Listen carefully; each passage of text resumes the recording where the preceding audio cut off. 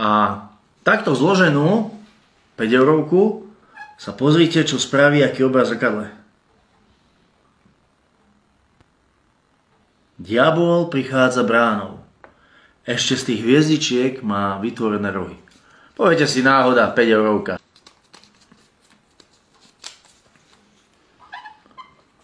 Pozrite sa na tú 50-ku, priatelia. Jednoznačne brutálny obraz a odkaz. No a poďme sa pozrieť na 100. 100 to už je celkom peniaz. 3000 korún. Sériové číslo. Zložíme ju, je tam tá symbolika, vidíte, vpredu brána, vzadu zrkadlovo obrátený most.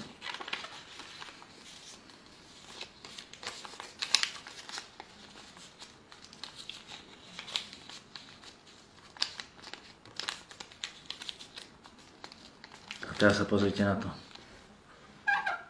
Na 100 je to najbrutálnejšie.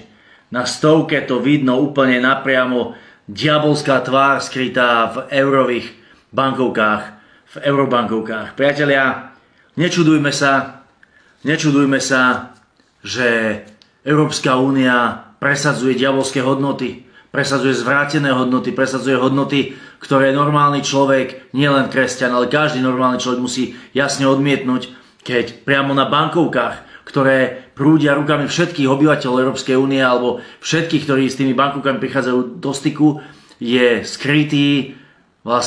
skrytá tvár diabla, výraz diabla.